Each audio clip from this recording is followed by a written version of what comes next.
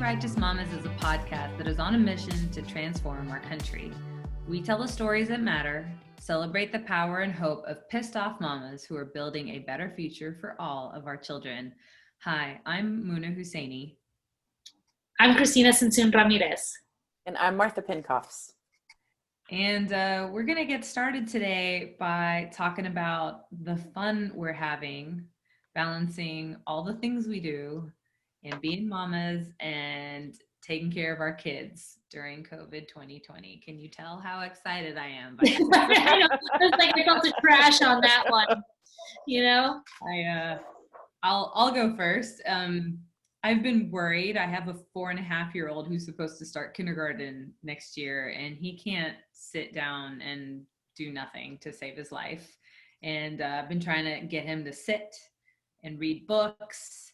And we started with these Bob books because it's like 7 pages. Each page is 1 sentence, and all of the words are words he can read by himself. Like, I had a dog, right? And it's just... I feel like they all have dog. Such a good word to start with. Dog and pig. And so I had to motivate my child by like, finish a book, 1 gummy worm per page. Like, that's how we got through it. Like, it's the way you learn. Sugar's the way you learn every key skill around here at my house. Or TV as a treat. TV, media. That's how my mom potty trained me, was with M&Ms. Yeah, same with Santi.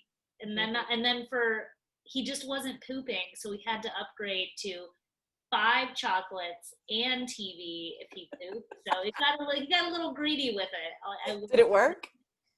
It did work. We've Wow. stopped doing it now because I thought it was ridiculous. But once he learned, I was like, now that I know you can do it, no one's gonna clean you. So you better do it in the toilet. You better do it in the toilet.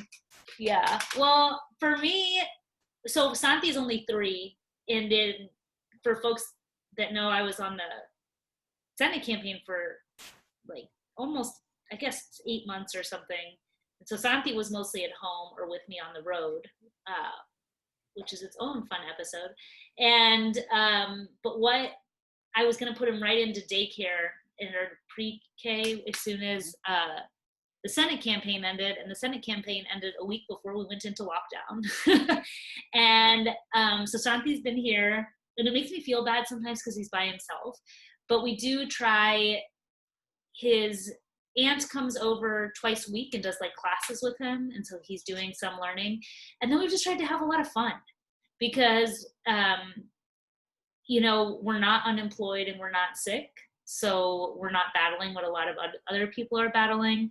So we've really tried to enjoy the outdoors. We go on a hike probably, 3 or 4 times a week. We go swimming. My brother lives next door and has a big canoe, and we put it on top of a Prius and we take it down to the river and take my son out there. And so, for my son, I think what we have to remember is that, at least for the younger kids, right? Like, our children crave us. They miss us. And so Santi, he thinks this is awesome because mom's home all day, every day now, and we get to have all kinds of adventures.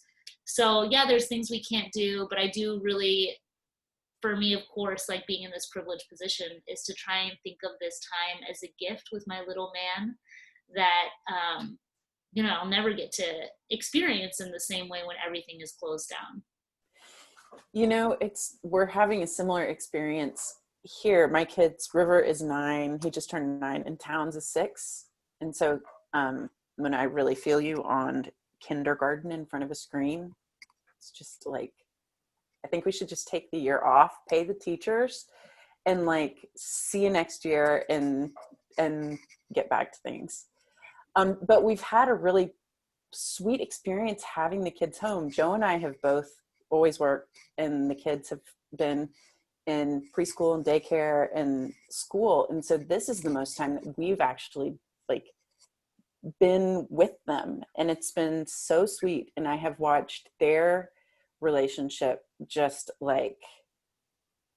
they make up these worlds together. They like Cool. create things, and we're not like, we're here. We're mostly just hanging around here, and they are like creating these universes. And something that I've always wished for them in the summertime, and they're getting it now too, is for them to be bored, because I think we fill so much time up, and I think boredom is like space to create and like, I don't know, just try stuff out.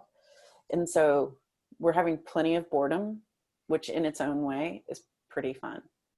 And just time. I actually, some of my best memories as a kid, because I remember I would always go to my mom and say, Mom, I'm bored. And I don't know if every Mexican mom responds this way, but my mom would say, I don't have time to board people. Why don't you take a broom and start cleaning the floor? But it would force us, like, my best memories were being really bored with my brother and sister, and us like making up wild and crazy games, like a talent show that went on for 2 days. Yes. Like, Yes. the most crazy puppet experience ever. The sheets all like strewn across the house and massive pillow forts. Like, that was what space and time gave me. Those are my best memories. I love it. I hope my kids are having that. I worry so much about my kids on devices because boredom is a gift. It's where doodling and art comes from, and where you start to write poems and, you know, capture stories and let your imagination run wild. And actually your brain needs that quiet time to reset or process or whatever is going on. And so my daughter and I have been talking about that a lot. And like, we've both promised each other to get off of our devices when we're not like working or in school. And yeah, this is the most time I've spent with her. And I feel so emotional sometimes thinking, my gosh, she's 12. She still wants to spend time with me. I need to like eat this up. Yes. When does that go away? And what a gift. I mean, I work a lot of hours, and to be able to have breakfast with her every day and lunch with her every day. And then she comes down for 5 minutes and just hugs me and runs upstairs. And I just think, oh, I want to bottle this, you know, because in addition to working a lot of hours, I'm traveling. And then pre-COVID, I was doing so much community stuff. It's just, you're right, Christina, what a gift to be able to like spend time like this, and we'll never get it back. And yes, lots of privilege in that, and not having the struggles that other people are dealing with. And so, you know, trying to like temper it all just like with humility and gratitude. Mm-hmm. Yeah. So it's a good perspective. Speaking of humility and gratitude, our next guest, I have so much gratitude for. Total fire. Should we get started talking to her? Let's do it.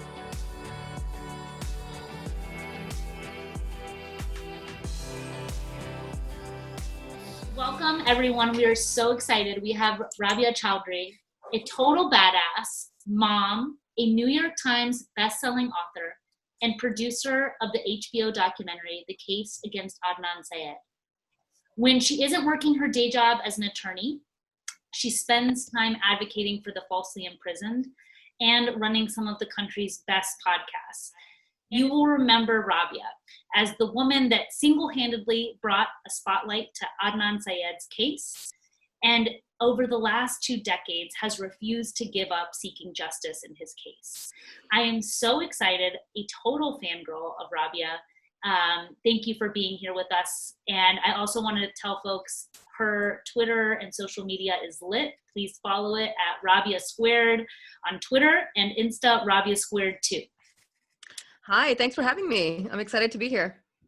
Awesome. Well, we are really, really excited. So we always start off asking folks actually about one of the great people we imagined influenced them. And I'm wondering for you, if you might be able to tell us about how your mom influenced you. And if she did, sometimes our parents don't, but if she influenced you and how to be doing the work that you're doing now. Yeah. My mother is, we come from the Punjab region of Pakistan, and it is known for badass women, particularly. um, and so, my mother was a school teacher and a headmistress, and she was just one of those people who, and I have a complicated relationship with my mom. I mean, our mother's a complicated person because she's a very, very powerful person. And but one thing she is the one, like, since the time I remember, like my entire life since childhood, was always calling my attention and the attention of my younger siblings to, like, social and political issues. Like, she would always say, do you know there are people starving? Like, there are people starving in Ethiopia. I mean, when the famine was happening in Ethiopia, when I was in, I think, elementary and middle school, like, she's the one who said, read about this, come here and watch TV and, like, learn about this. She would always teach me about, what's happening in Palestine or in Chechnya. I mean, places that I had no idea about and had no reason to know. And we didn't have, obviously, internet and cable at the time, but she was always like, she just wanted us to just be aware of the world outside of the small town America where we grew up. And the other thing is that she always said to us that, like, I come from a religious family. And so my mom would say, listen, when you die, God is going to ask you, what did you do for this world with the skills I gave you, the education I gave you, the time and health and energy and everything else that I gave you? What did you use that for to benefit others? So it was like, I think I heard that 1,000 times growing up, over and over and over. And so it was just so drilled down in me, at least, that, and my siblings too, that, that we are meant to do more than just earn a living, pay our bills, and die. Like, we're meant to leave an impact, a footprint on this world. Wow. And how does your mom feel about everything all the work you've been doing over the last several years that have really given you such an important voice for folks seeking justice in the criminal justice system and the Muslim community? How does she feel about everything now, watching you as an adult? I mean, she's, here, the funny thing is this, lawyers are not well respected in South Asia. They're kind of the bottom of the career totem pole. And I was meant to go to medical school. So when I was in college, and in my 4th year of college, I said, listen, I'm not going to medical school. And by that point, my family even overseas, had started calling me Dr. Rabia because they were so excited. And I didn't even have a choice. It's like everybody was going to go to medical school. And when I said I'm going to be a lawyer instead, and this is well before 9/11, after 9/11, it was much more common to have Muslim lawyers. But before 9/11, I was one of the only ones I knew. My parents still are like, we thought you were good in school. We thought you're like a academic star. Like, why are you becoming they were shocked and horrified. And my mother did not understand that, at least in this society, the kind of impact lawyers can have, the importance of lawyers in policymaking and politics and advocacy and all these things. And so, I think they have been pleasantly surprised 20 odd years later that I guess it wasn't such a bad career choice. But yeah, no, she's proud. She's proud. She's now a believer. Took some time. Yeah. So I wanted to ask you, it real from the Punjabi mamas. There's no participation trophies the way we were raised. No. It's just like, I mean, if you're lucky, you get a pat on the head. I mean, they're like, well, we expected this from you. Yeah, you're supposed to do good. You're supposed to go to college. What is this, right? Like, yeah, I was feeling. And then every couple months, my mom's like, well, Mom's still not home. What are you doing? And I'm like, oh my God, I'm working on it, Mom. So I haven't quite succeeded yet. That there's a legacy there, and so much to unpack just in that. Yeah. It's a cultural thing. Yeah. So I want to ask you one other question for folks who haven't listened to the wildly successful podcast serial. If you have, I think one term you would definitely describe Rabia as is persistent.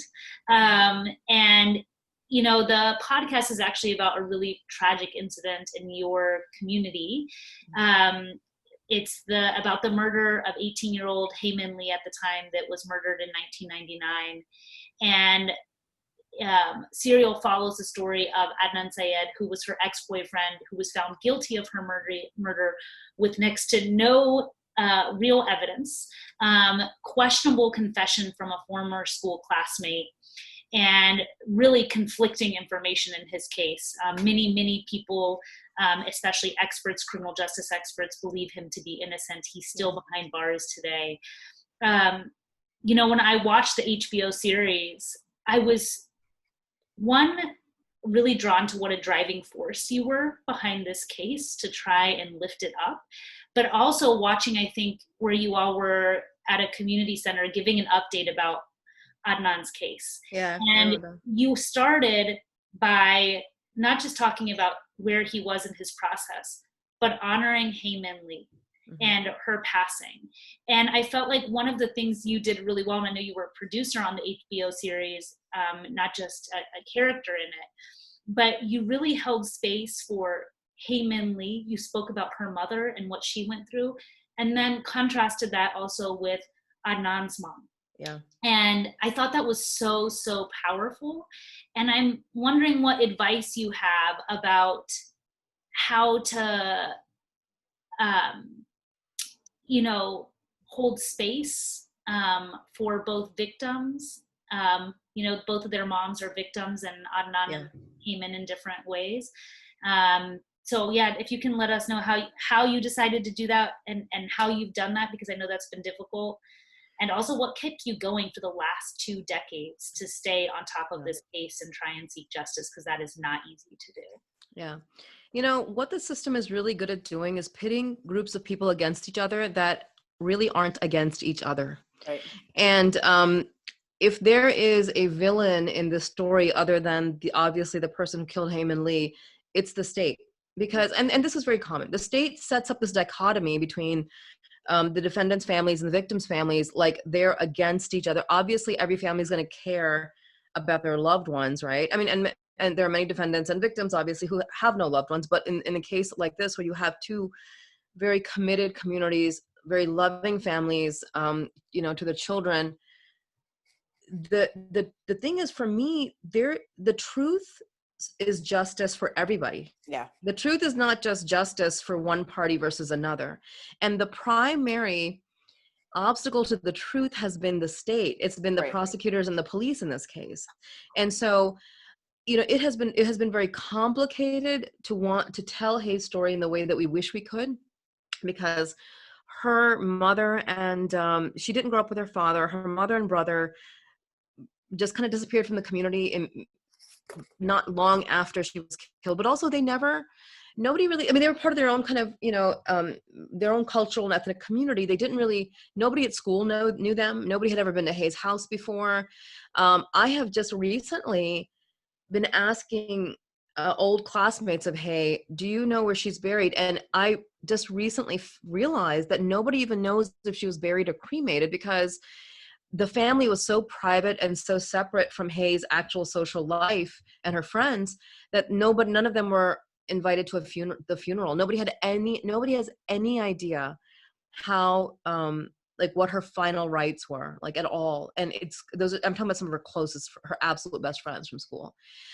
So it was hard, and the best we have to do, the best we could do is go by her diary. That's her voice. Those are her words, and to honor, the words that she left us. That was all we could do, and it's not hard, especially for mothers. I don't think it's hard for most of us if we just imagine ourselves in these situations, right? Like if it's my child, like for Auntie Shamim, Adnan's mom, I can't tell you how many times she said to me, I mean, she obviously has so much pain of her own, but she says, I cannot imagine the pain that Hae Min Lee's family, that her mother went through. And these mothers would see each other in the courthouse, I mean, it was brutal for both of them. But Auntie Shamim always felt her pain.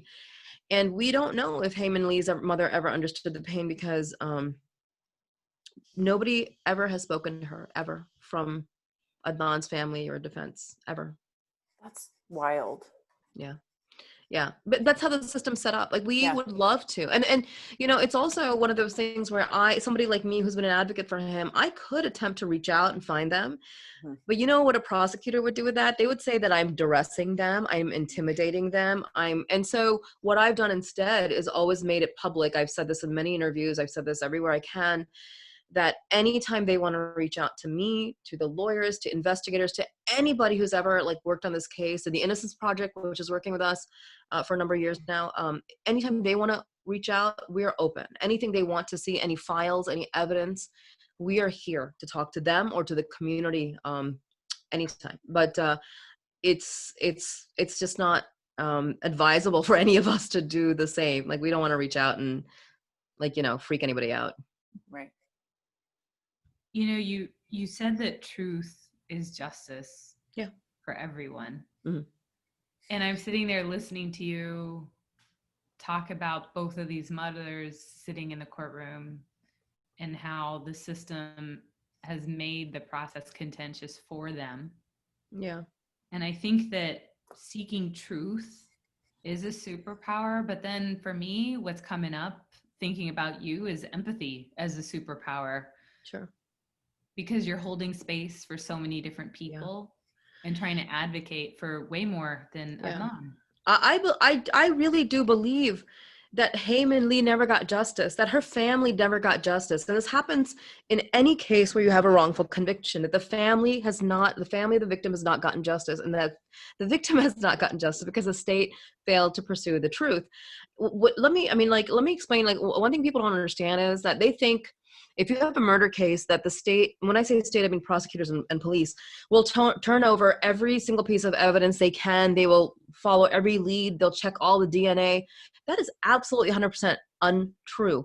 I cannot tell you how many cases. There is a case right now where this young man, I think he's out in Texas, he's going to be executed in a couple of months. And all his defense team is doing is begging the state to test the DNA that's available in his case, and they won't do it. We see this over and over again, where the prosecutors are like, they will fight a defendant asking for DNA testing in their case. People think that's automatically done. It's not automatically done. So if you have a prosecutor fighting, and there are lots of judges who will deny DNA testing, the question is, like, what's going to happen with DNA testing? It's going to get you closer to the truth, or it might get you the actual truth. Why do you not want the truth is what you have to ask these people, right? So they're not looking for the truth. I now know, I can say 100% that the criminal justice system does not care about the truth. I've seen it too many times. I would imagine it would be a system that would work if it cared about the truth. It would work better. I mean, every system, every system, human beings are fallible. So as long as systems are run by humans, there'll be problems. Yeah. But, no defendant should have to fight for years to get DNA testing done in his case, especially, when he's been maintaining innocence, when all these things, it just makes no sense. Like, why?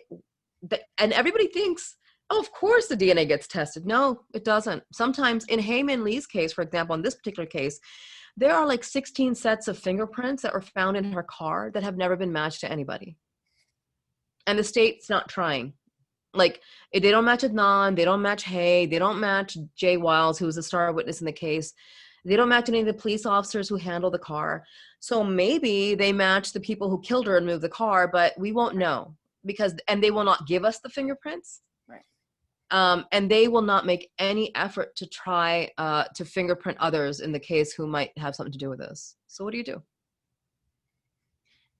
I'm thinking of those mothers, and I'm thinking of the frustration. I mean, I know, and by no means is this a comparison, right? Like, I know how I feel when my daughter went to volleyball practice and was like embarrassed because X, Y, and Z happened, and she, no one told her what to do, and then she, was in an awkward situation, and that's so minor. Yeah. I mean, most moms have experienced at some point, like, their kid coming home and finding out they've been bullied. Maybe you don't find out immediately, but maybe you find out after the course of months, but every mom knows what it feels like to think my child was picked on or bullied or discriminated, like something, right? Like, it makes you crazy because you want to, like, protect your child, right? You want to save them, and you want people who are responsible for their safety to step up. And these cases, I mean, the one of the cases that I did for Undisclosed, which was last year, is when we reported it, but I spent about a year and a half to podcast for folks that don't know. I listened to it. It's just an incredible podcast. Oh, thank you so much. Yeah, so we covered Adnan's case after Serial, and then we've done 22 cases total in 5 years. And we've assisted in the exonerations of 9 defendants so far. But there are, so many more that we still have to work on. And the case that I handled last year, Greg Lance, his mother, I mean, you think Adi Shamim's a force? His mother is incredible. Her name is Joyce Argo. She has, for the last how many years, like 10 or 15 years, because her son could not afford a lawyer anymore. They couldn't afford a lawyer. Was like interviewing witnesses by herself, like digging up evidence by herself. She was like an amazing investigator. I can't even tell you. She is the one who, over the course of our investigation, got a key witness to finally open up and tell us that he was at the scene of the murder, the night of the murders. I mean, like, so there are mothers who are like, I'm never letting, and her son's been in prison, for like 20 odd years, but she's like, and she's, grown old over these ages, and she's raised his only daughter, in all this time. But she's like, I'm not going to give up. That's the heart of a mom. Mm-hmm. That is definitely the heart of a mom, right? Like when you have that much commitment over decades, yeah, to be ride or die. Yeah. Tell us about what drives you, because there's ride or die from your mom and from family and be a wife, but like, what drives you to stay in this lane for Adnan and then continue to pursue justice for so many others? I mean, I'm going to say something that I'm ashamed to admit. There's a part of me that wonders, if Adnan comes home tomorrow, am I still going to be committed to all the others, right? Because I feel like there's a part of me that, as long as Adnan is in, like, this is the work that's going to consume my life, I don't know if I trust my heart to be big enough to keep it going, because it's really hard work. An average exoneration takes 20 to 23 years. It takes a long time. It's so frustrating and it's so demoralizing. And, organizations like the Innocence Project and stuff, these people have been dedicating decades to this, well before Serial ever got into the space. But I was in the courtroom the day that Adnan was convicted, and I will never, ever in my life forget that scene. And I'll never forget what he looked like as a child. And I was just, the shock and awe of that moment will never leave me. And the other thing I realized in that time was that our community had absolutely no ability to deal with the situation. We just didn't understand we had no interaction with criminal justice. We had no lawyers in the community. I was in law school, so I was the closest thing. And his parents had zero capacity. His younger brother was like 12, like he was a child. Auntie Shamim and uncle were like, they had no idea what to do. And I was like, they were relying on me. But also I was there when they found him guilty. I was there when he turned around and said to everybody, God knows I'm innocent. And I was the one who found the alibi witness, right? And so I know that he's innocent. So my choice is to say, well, we tried, we filed this appeal and that appeal and whatever, and I guess you're going to have to die in prison. Like, can I live with myself accepting that, Adnan, I tried, you're just going to have to die in prison? Because that is what's going to happen to him. He will die in prison. And it's not acceptable to me.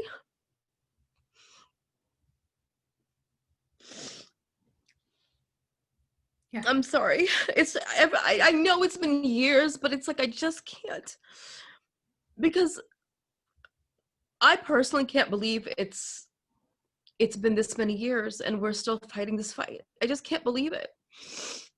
Because I just really thought by now we would have him home and we would have real justice and we would, people would know the truth. But, we got really close to his exoneration last year, and we lost the final appeal by one judge because the state, every time we would win an appeal, the state would appeal it to the higher court. So we have to start all over with a new appeal, and we have a new legal team working on that appeal pretty much this entire year. That's been our COVID 2020. And, but everything's slowed down, so there's not a lot we can do also. But, we'll be back in court next year. And in the meantime, Adnan he will turn 40 in May. So he was 17.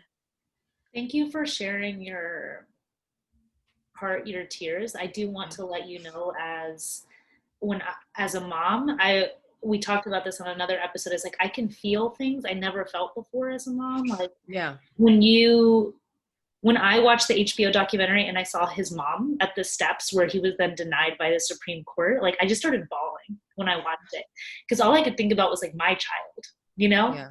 Yeah. And be tortured and to put through that. Yeah. For Min Lee's mom and Adnan's mom, it was just, it's a lot. And like, we talk about the criminal justice system like it's rules, procedures, but it's human life.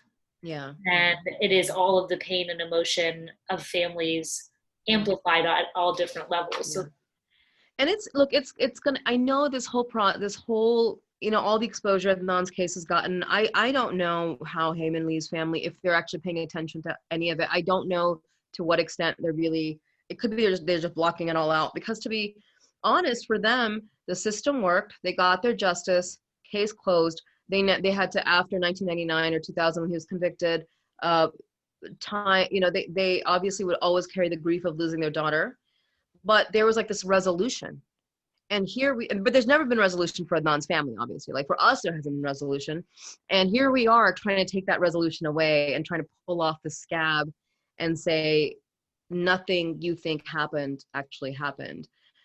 So I understand why victims' family resist that. I understand it. I mean, I can't tell you, there's cases in which you have a wrongfully convicted defendant and somebody else will confess to the murder, and the victim's family will still be like, no, I don't want to believe it. I want to believe that the person who's in prison was the person who did it, because it's just too much to deal with. Well, and I think that we want to believe that the system delivers what we're taught that it delivers, which is justice based on truth. And that's like, you can challenge that every time you turn around. The system is really about expediency, mostly. I mean, like in the federal level, about 98% of cases are pled out, which means nobody goes to trial. There's no jury of your peers. It's people just take plea deals because they can't afford to litigate, right? Right. And it's the numbers are pretty close in the state system too. So either you've got to believe that 98% of the people who are charged with something are guilty of it, in which case we don't actually believe you're innocent until proven guilty. I mean, like, yeah. So the system is designed to get quick results, make them final, and move on. Mm-hmm. It's a machine. Rabia, what do you think is the payout for doing it that way versus let's just check the DNA? How hard could it be? Right. So I'll say this, in the last, I've done a lot of talks at universities and bar associations and law schools and this and that. And people will say, well, God, the system, when you think about the system, it's like this big behemoth, right? Like, where do we start? Where do we do the reform? What do we, really the most powerful person in the system is your local district attorney or state's attorney. Yep. That person decides who gets charged, what they get charged with, how much time you're going to ask for. And it is literally 99% of people have no idea who their district attorney is. These are elected officials, by the way. And I'm not even kidding you when I'm telling you that there are DAs and state's attorneys who have been serving in the same positions for like decades, right? So this is how corruption builds. Like, you can't, and they are career prosecutors. We don't want career prosecutors. We want people in those positions who have been defense attorneys because they've seen both sides of the coin. We want people who've been civil rights attorneys because they understand how the system operates outside of that bubble. But the incentive really has just been the system protects itself. I mean, and so prosecutors, district attorneys become district attorneys. Those people become judges. Sometimes they become mayors. The DA in Adnan's case, the most recent DA, Dhruv Raja, this man, he was not just, he was the Attorney General's office, then he left and went into private practice, but he offered to pro bono continue to prosecute Adnan's case, which nobody's ever heard of that. But then as he was doing that, he ran for district attorney, he lost. He ran for mayor, he lost. Now I've heard he's interested in running for attorney general. Like, so these are people, for them, these are like building blocks, and we are still feeling the repercussions of the tough on crime, like public kind of attitude towards the system is like, and so prosecutors have always been like, if I'm tough on crime, I'm going to get the votes, I'm going to get the positions. And that's what it's about. So anyhow, I'm sorry, I forgot to say this, but basically elect elect the right people in those positions. Elect, like, get there. And whenever I meet defense attorneys or public defenders who are like, oh, this is what the public prosecutor's office is like, I'm like, why don't you run for DA? Yeah. Run for DA. It has happened in a number of jurisdictions, and it has transformed those places. Mm-hmm. We're about to elect a great DA. Oh, good. Austin, who's a big change from status quo, who prosecuted one rape of the 800 reported rapes in 2017. Wow. So yeah, the DA's office carries so much weight. I mean, people have to take a look at what Larry Krasner has done in Philadelphia. Yes, he Philly. turned Philly on its head. Mm-hmm. We can make a change. It's not as overwhelming as you might think. It's like one person. Yeah. I'm not sure when this is going to air, but if the polls are open, y'all please go vote. Go vote. Please go vote. Yeah. And then tag us and in your I voted picture. We'd love to see it. That's right. And so, you said something earlier that struck me. You said at that time, 1999, yeah, that you were one of the first Muslim people going into the field of law. That I knew in my orbit. Nobody I knew was going to law school. Yep. What was that like? I mean, there was a very recent Pew study, something like 70%, and this is recent, I think just in the last couple of years, something like 70% of Americans have never met a Muslim. And, there are so many stereotypes that are ripe. I know I hear them all the time. I'm sure you get them as well. So you're Muslim, you're Pakistani, Punjabi, right? You're a woman, you wear hijab, you're an attorney, right? Yeah. Like, what was it like at that time? And then, of course, being in the legal field after 9/11 happened, and like, just tell us what that was like for you. Yeah. So I went to George Mason Law School, which is a highly conservative, majority white law school in Virginia. It is now known as the Antonin Scalia School of Law. So she was not lonely at all while she was there. And I, at the time, was married. I had my eldest daughter right before I started law school. So I literally was going to school with a newborn, and it was tough. So I didn't have a lot of time. I wasn't one of those students who was able to like do a lot of things in law school, like do what's it called, the mock trial, and to do law journal and all these things. I had to just get into class, get my class, get out, take the exams, and just because I had a family to cook for, I worked part-time, I had so much to do. So so people, I don't even know if anybody remembers being in class with me. I would like just be in the back, just be there, and then get out, and because I just had to get through it. I was also not in a good personal place. My marriage was not a good marriage, and I just had to get through it. But when I started practicing, I intended, and initially I wanted to get into corporate law just so I could make like lots of money easily. And after doing an internship, it was like soul killing. So I was like, I can't do it. And then 9/11 happened. And then it was kind of like, I ended up going where the call of the community took me. And I ended up working with the embassy of Pakistan. People were being deported, people were being arrested. And I got sucked into this, immigration and civil rights work. And, my experience there, obviously with my clients is fine, because a lot of my clients will connect with me. They'll trust me and they'll understand. They know that I understand their situations. But I cannot tell you how many times I went to court, and the immigration court, and the judge would ask me, ma'am, where's your lawyer? Because they're seeing me as a brown woman standing there. They're thinking I'm the one being deported. I'm wearing a suit and I've got a briefcase with me, but they're like, ma'am, where's your lawyer? And I'm like, I'm the lawyer, right? Like, and so, it was little things like that. And in that space, it was fine. I saw some of the South Asian lawyers in those hallways, but I never saw like a Muslim, like a hijabi, like an identifiable Muslim type of, and I think that wasn't always comfortable for folks. But I will say this, people react differently. And this was, again, after 9/11 is when I started wearing a scarf. I didn't wear one before then.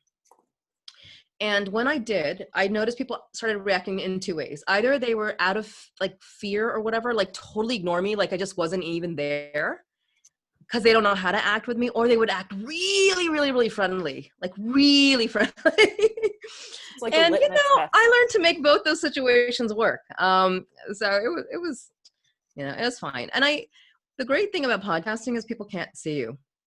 And so when I was on Serial and then I started Undisclosed, there are people who listened to my voice for years before they realized what I look like.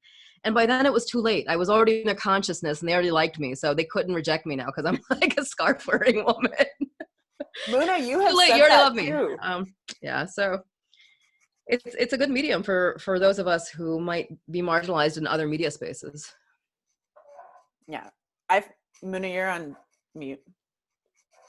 But I've heard Muna say the same. Okay, Yeah, I was telling him the same story, like way back when we used to do conference calls without video. Yeah. People wouldn't see me, and Yeah. I had worked with them for years, and then when we finally met, like, yeah, I'm like, what were you expecting? Yeah. It's always interesting to. They get over it. People are people. They get over it. Yeah. Yeah. We got to break through that 70%. So, That's right. Yeah.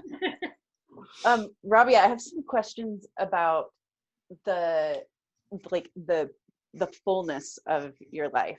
And you are a mom, you're a wife, you are a freedom fighter, you carry so much stuff, and so many different things that require sort of different emotional accessibility. I'm curious how you do that. Do you compartmentalize? Oh, yeah. I also drink a lot of chai. Okay. But unfortunately, I mean, that's the thing. Like, we can't even drink. Muslims, like us practicing observant Muslims, we can't even drink to get through these times. But I remember when that book came out about leaning in, and I was like, hell no, I'm leaning out. And what I've learned is this. What I have learned is that early on, when I was a working mom, when I was trying to give everything my 100% all the time, I was giving nothing.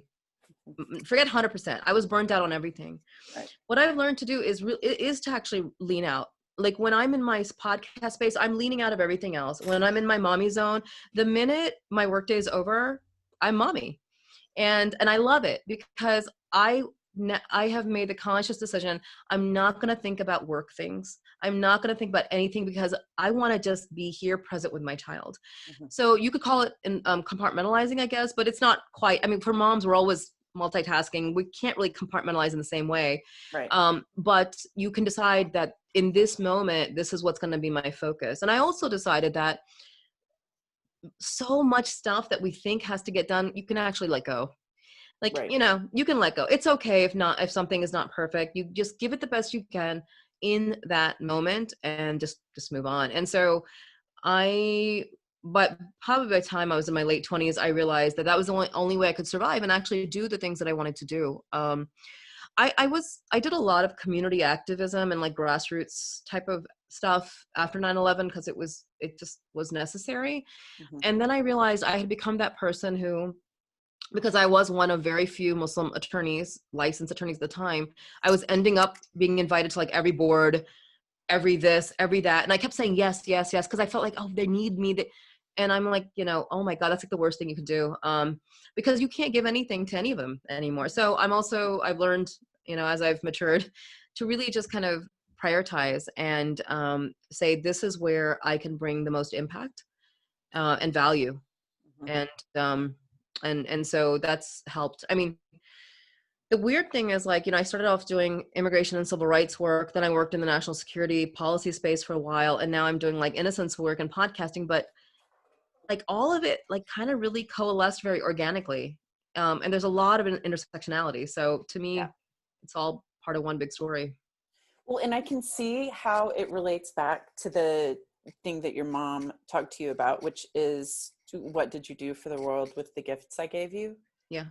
I mean, it seems like you have figured out a way to not only sharpen the gifts, but protect them from all of the the noise that could get in the way and the people that want you and all of the different things that could pull at you. I mean, there are people there are people who really, really want me to work in other spaces with them, but there's also people who want me out of the spaces. There's a lot. Oh, Mona knows.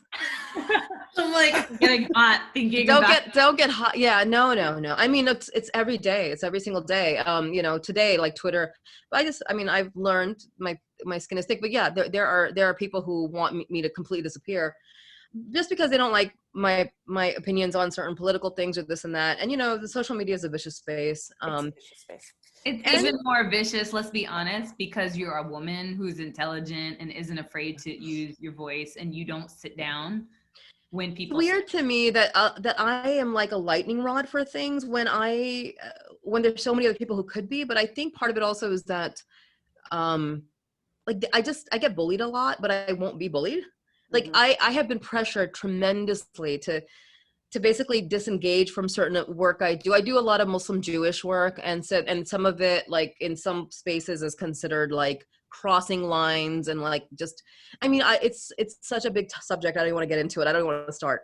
But the point is, like, I haven't given up. I haven't given in. I haven't issued like the public apology and disavowal people want me to. So they're like, well, we'd rather like her be completely blacklisted from the community. But what I realize is what people really want is, like, people win if you stop doing your work. And so as long as I can continue to do my work, I don't care. I don't care what anybody thinks about me anymore. I used to. And I think that, well, I have two questions. So one, have you always had thick skin? And then two, it's a noticing that, like, any system that is challenged or any truth, that I'm using quotation marks around that truth, that is convenient to keep people in their place. When that is challenged, people want that to go away, and that's the space you live in. So people don't like the status quo being messed with. No. And also, but I do think Mona's right. I do think when you are a woman, there is a certain expectation of being kind of like just quietly getting in line, and a who do you think you are type of situation. And we get attacked in different ways. I don't just get attacked for my views. I get attacked for how I look. Right. I get attacked for what my body looks like. I get attacked for just ridiculously vulgar, sexist ways that, men would not. And men who are in the same, really just, they could also, like I said, be lightning rods for the same issues, but they're just not even touched. So it's weird to me. Yeah, I mean, it's been, I can't even count how many times where there's been, we'll just say conversation, Rabia, other guys. Rabia could say the exact same thing that other people said, and like the firing line shows up for Rabia, and the other guys are like, "Peace out, see you later." Like nobody says anything to them in comparison. It's just ridiculous. People talk about me a lot. I don't know. And then when I meet people, they'll say, "Oh, I used to think all these things about you because I heard people said, and you're actually kind of nice." So I don't know. But same experience, Rabia. You have no idea. I'm like, really? Yeah. You know how it is. Look, Hillary Clinton. I mean, like, you can take any woman who's in the public eye. If you are confident and not even assertive, but you stand your ground, that is read in like the ugliest way possible, right? And so for some reason, people think that means you're not a compassionate or kind. Like, they won't look at the body of your work, right? And what you've dedicated your life to, and the fact that you're a mother, or all these other things. But no, I haven't always had thick skin. The year that Serial came out was one of the worst years of my adult life, I would say. Well, no, maybe not one of the worst, but it was a bad year because I got there's a whole group of people who are committed to Adnan as guilty, and I got attacked by them online a lot. And that coalesced with the Muslim Jewish explosion in that space. And so that year I actually got physically really sick. And it took almost a year to like recuperate from the damage of that year, like physically. So, wow. But I started getting therapy after that. So that helped. I discovered how important therapy is. That helps get that skin thick too. Yeah. It helps you create some boundaries and What? and understand everybody needs therapy, man. I'm here to promote that now. Amen. Yeah. You're one of the few Muslim women that wears hijab that has a public persona in the United States of America. And you're highly visible in some of this work you do, and then you do take a lot of attacks. How has that been for your kids and your family? So let me tell you about my kids, and this is for some a nightmare scenario, but this is my reality. My eldest is 23. Then I have an 11-year-old who's about to be 12, and then I have a 3-year-old. So I basically had a baby every decade, and I've been raising babies forever. And it wasn't planned that way; it just happened that way. And my son, who's 3.5, was a complete shock, surprise pregnancy in my 40s. But he's a joy. And so, my 3-year-old has no idea, right? And my 11-year-old also kind of doesn't know. She thinks mom is cool and on TV and doing pot. She doesn't know yet. My 23-year-old knows. And my 23-year-old is incredibly kind and smart and wise. And she basically, in the last 6 or 7 years, is when were her formative years. So she was watching all this happen. She was seeing on social media. It impacted her even in school, in different organizations she wanted to be part of, like the Muslim Association at the schools. When people would find out, oh, that's your mom, like, you know what I mean? Like there were times when it was tough. She told me there were times when people in these groups would be talking about me not knowing that she's their daughter. She's my daughter, but she's amazing. And so she has been I think she sees that I'm okay, so she's okay. She's never seen me have a breakdown over this stuff, right? Like, so I think she sees how I've handled it, and she supports my work. And I think she also was pretty active in like, political stuff and student government and all those things also when she's in graduate school now, but she's pretty balanced. I don't know how the younger ones will take it, and hopefully things will not be so horrible by the time they're old enough to get it, but so far that stuff is still chasing me when it won't go away. Oh man. Well, I'm just glad that you keep showing up and having the conversation, because obviously conversations need to be had, right? Yeah. And thank you for your tenacity. With that said, one other question. Your oldest daughter is now in grad school. Mm-hmm. You said that when you had her, you were going to law school. Yeah. 20 years ago. And then were you still in your first marriage at that time? Like you said that earlier it was a challenging marriage. Was that also when you were in law school that you were dealing with that and stepping out of that situation? Yeah, when I got married with 1 semester of college left to go. And I got pregnant like immediately. And so when I entered law school, and that marriage was physically and verbally, emotionally abusive from the maybe week 2. And yeah, I was dealing with all that with the baby, with law school. And the truth is, for me at the time, like law school, I was clinging on to law school like a drowning person clings to like, a ship, because I was like, this is what's going to save me. Like that's why I was like, if I have to take night classes, I'll take night classes. If I have to show up having cooked for like, and I lived with this extended family, my ex-in-laws, and it was my job to cook for them twice a day. So that's a lunch and a dinner for, and I'm talking about like real cooking. Like I could make I couldn't make peanut butter and jelly sandwiches. I had to make like curries and rices and stuff like that twice a day. And I would show up at class smelling like curry. And all I thought was, I just have to get through these 3 or 4 years. I just have to, like, it was just a lifeline for me. It's really what maybe, I don't know if I could have, yeah. So for me, that was a means to an end. If I had to be in that home constantly with that, what I was dealing with, I don't know how I would have survived. So, I just think about so many women get married and then get pregnant and then school is done. Yeah. Right. you were pregnant and then decided to go to law school, and then you were dealing with so many other challenges in your marriage. Yeah. And instead of ducking out and giving up, right, you like held on for dear life. And I'm so thankful that you didn't give up at that point, but Yeah. like That was my only way out. I saw that as at the light at the end of the tunnel. And the other thing is, like, you know, there was never any negotiation in my family being raised that you don't go to grad school. Like, getting your bachelor's is like, that's just like, I mean, like, that's like a nothing. You know, so in my family, it was like, yeah, well, yeah, of course you're going to graduate school. You just have to decide which medical school you're going to. So that it never occurred to me that I would just do my bachelor's and just be done. Because I also knew at the time, if I did my bachelor's and I was done, what was I going to do with that? I mean, like, you know, I would have had a bachelor's in something called biopsychology. I mean, like, what was I going to do with that? I didn't know. And I actually took the LSAT. I never even imagined going to law school. A friend of one of my best friends said she was in the same situation. My absolutely best friend. She wasn't going to get into pre-med. She's Pakistani also. And she's like, I'm just going to take the LSAT to see how I do. And I said, I will too.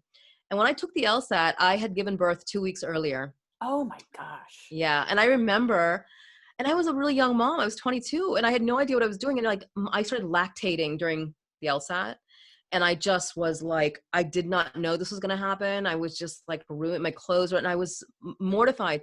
But I scored like in the 90 something percentile. And so there were like 2-3 law schools that came to me and said, we want you to come here. You don't even have to apply, just come, because of the LSAT. So I guess it was meant to be, but yeah. And, you know, look, for a long time, I did not ever, and I never acknowledged to my parents or my family that my marriage was abusive. Anybody who's been in that situation or is in that situation knows there's a deep sense of shame around it. I did not grow up in a house where I ever saw violence. My father is like a teddy bear. And it was like the fact that, and you always think, I would never stay with somebody who hit me. Everybody thinks that. Right. And you have no idea what you're going to do when you're in a situation, and you have a kid. Right. And I stayed, and I felt shame for staying. I felt shame for choosing him. There was so much shame, and I never told anybody. And I didn't even, I think that the first time I publicly wrote about it was like 10 years after I had left the marriage. And even then I wrote anonymously. How did you break out of that shame to leave? Or when, I guess you left before the shame? You know, the truth is I never did, because what happened was, and now when I look back at it, I think this was like God's way of releasing me when I couldn't save myself, is that my ex came to me and said, I want out of this marriage. And he ended it very abruptly. And it was so traumatic for me because it was literally like an overnight thing. I literally left with trash bags, my stuff in trash bags. And then I had to fight for about 8 months to get custody of my daughter. It was a hard time, but once that happened and I became a single mom, I felt like, if I can get through this, I can get through anything. People who attack me have no idea what I've survived. I'm like, this is nothing. The Twitter post does nothing to me. Yeah. Right? Yeah. Times while you've been talking, I'm just sitting here like absorbing everything you said is like hitting me like a wall of bricks, like so many different things. And earlier when you were emotional, you said, I'm sorry. I want you to take that apology back, because your feelings and the things that come up for you, and actually for all of us, is a gift. Yeah. Because those feelings are drivers. Yeah. And I am so grateful that you were able to learn to listen to those feelings. Yeah.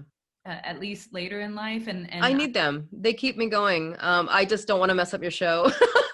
No, not at all. And I think what you shared right now about being a survivor victim of domestic violence and the shame, I hope that you learn to not listen to that emotion, because it's not yours to bear. Yeah. And I'm so glad, like, there's been so many lessons, you know, just from the beginning when you were talking about your family and your parents saying like, okay, what are you going to do when you die? Like, what are you going to do? How are you going to account for all the gifts you've been given? I'm like, oh yeah, that happened in my life too. Or, your parents being just so like, this is just what's expected of you. Or what do you mean you're not going to med school? Right. Right. Yeah. And to be in your situation, dealing with things. And I sit here, I have a 12-year-old and I have a 4-year-old, and I sit there and I'm 41 thinking about, do I want to have another baby? I'm like, no, the shop is closed. Like, I don't think I can do it anymore. Like, it's a rough, but I can just see this thread of finding the truth and following the truth that's been sort of this beacon for you. And it's definitely a good reminder to me that one of the other sort of lessons that you said was around make the most impact. Don't just be saying yes to everything, because then you're like peanut butter and you're spread thin. Yeah. So, wow, I got so much out of the conversation. Thank you. I'll tell you something.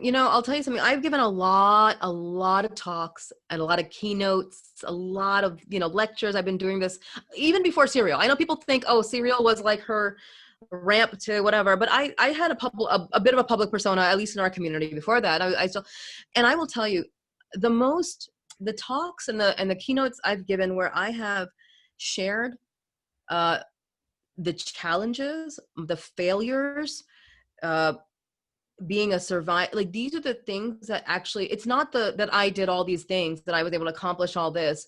It's people find humanity in your real story, in your authentic story. And it took me a long time to understand, because again, I was drowned in shame, even leaving that marriage. After 10 years, I wrote about the domestic violence anonymously, because I, again, had too much shame.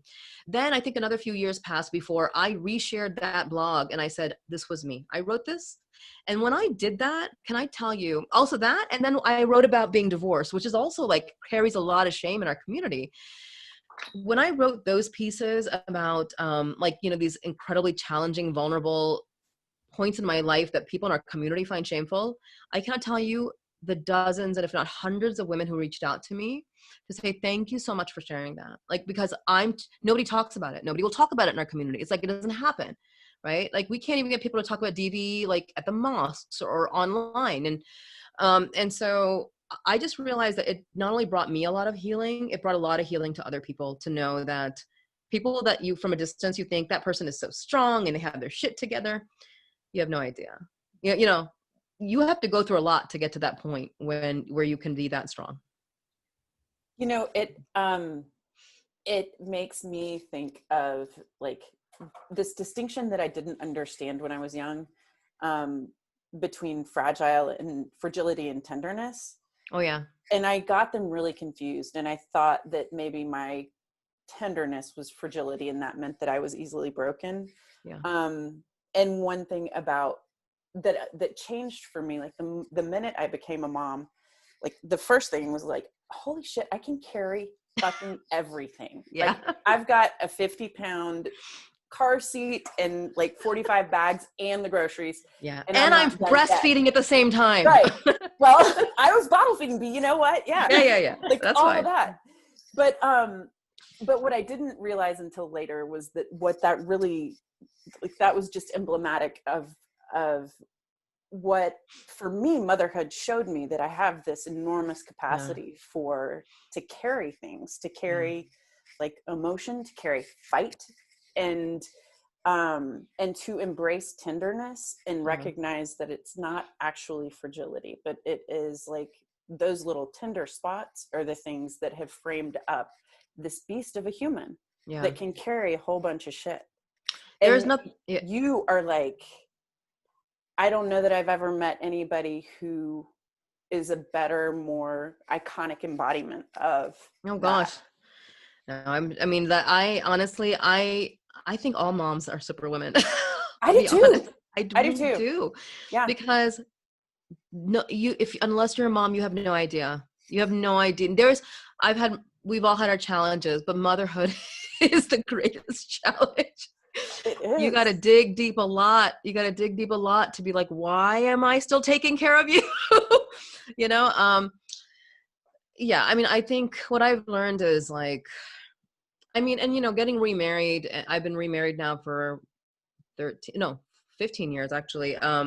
That came with its own challenges because having a family in which you have a stepfather and a stepdaughter, I mean, like nobody teaches you how to do this, and it's had a lot of its challenges, but I realized that every one of these things that I've been through, it leaves this big tender spot that allows me to feel a lot of empathy for other people. Right.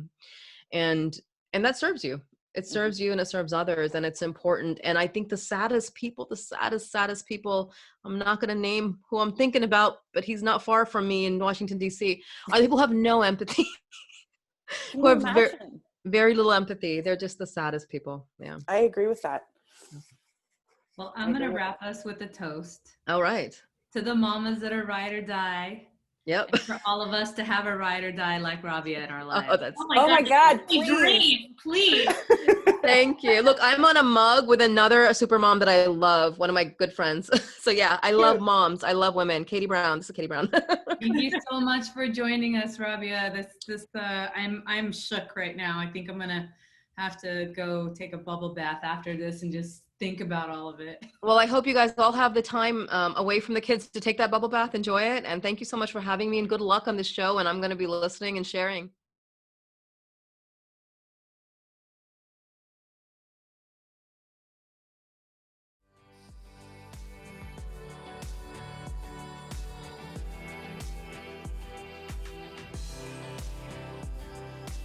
You know what I think about? Two things I want to say from that is, there's some people, I've met like maybe 3 people in my life that I believe have like lived multiple lives because they carry so much wisdom and power in themselves. Yeah. Rabia is one of those people. Oh, I I can see that. Yeah. She's so powerful. And I didn't talk about it when she was here, but for me, I think both of you, well, I don't know if you know, Martha, but I know Muna knows. The papers mentioned it, but I didn't really talk about it publicly, is that I actually went through my divorce during the Senate campaign. And my partner left. He was gone for like a year. And he's back here now during COVID, and we're trying to work on our family. But it was like, it nearly destroyed me. And so when they reached out to me to run, like I was like, I don't know that emotionally I can. Like in my head, I just didn't know if I could do it. And that year, like while I was running the Senate campaign, it was the most emotionally challenging personal time in my life. And I was trying to do this big feat. And similar to Rabia, it was like I was trying to do something, I guess, bigger than myself, because what I was living through was just so hard. Mm-hmm. And it was like, I resonated a lot with her story of just trying to grab onto something else outside of your family, outside of your life, so you can feel or be something different than what you're living. Yeah. I resonated a lot with that. Well, it's also being purpose-driven, Christina. When you can do something in service to others, it makes the other things perhaps bearable. Mm-hmm. Right? It's not just a tether or an anchor. It's oxygen. Mm-hmm. to be able to get through. And I grew up in a community, and I remind myself there's a lot of communities that believe this way, that like women shouldn't be in positions of leadership. And I sit here and I listen to her story, and Christina, what you just said about yourself, and I just think, what a loss. What a loss for us not to have leadership in service of others. What a loss not to have the power and beauty and fierceness of motherhood represented in our leadership. I was sitting there thinking when Rabia was talking, like, this system that is so broken was not designed by mothers. I'll tell you that. And what would it look like if mothers were there putting it together with their hands while their children are holding onto their apron strings, with their, what was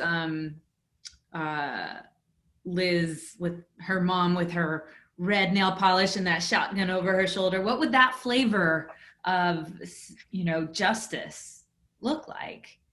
And how do we start to craft that, right? Like, how do we start to change? I never realized that I need to pay this much attention to my district attorney and my state's attorney, and make sure, like, you know what, I'm gonna pick up the phone and I'm gonna call them and just be like, I need to know who you are. Even if they get in office, I might just have to go take a visit and be like, who are you? Somebody showed up to check, right? Because we got to start tracking these things. Mm-hmm. You're building a system that is first and foremost concerned with seeking the truth, right? Because it's not right now. And then secondarily, I think we also have to look at, not in cases of violence, but what we police and why, what we criminalize and why, you know? So, and I even another episode. It is, but I even think before that, we have to, the American culture doesn't nurture empathy, and it doesn't feed empathy. And I think that is a big lack, Muna, to what you spoke to earlier, in not having enough moms in leadership positions and then in the positions to craft and shape these things. But these systems are utterly void of empathy. Mm-hmm. And don't care about the truth. Yep. They care about preservation of what they were structured to preserve, which is power and supremacy. Why are emotions seen as such a bad thing? Because they're threatening. It's mind-boggling to me. To be a human is to have emotions. Maybe we need to start seeking the truth inside ourselves, and I think that's something every mama can do. Mm-hmm. I also just want to give you a big hug, Christina. Oh, thanks. Yeah. Well, I know it happens to a lot of folks. It's not uncommon. It's part of life. But it's hard. Taught me a good lesson. Taught me good lessons. Learned a lot about myself and the world, and also how not to freak out about everything, because really, that other stuff I was freaking out about, just not that fucking important compared to other stuff I was having to deal with. Makes me think of that quote. What is it? Like, the truth will set you free? Yes. You shall know the truth, and the truth shall set you free. I hear someone shouting mom. Does someone need to see their kid? I don't think it's mine. So it's like I heard mom. I'm just ignoring it, like, until like there's blood or something. It's just over there. Okay.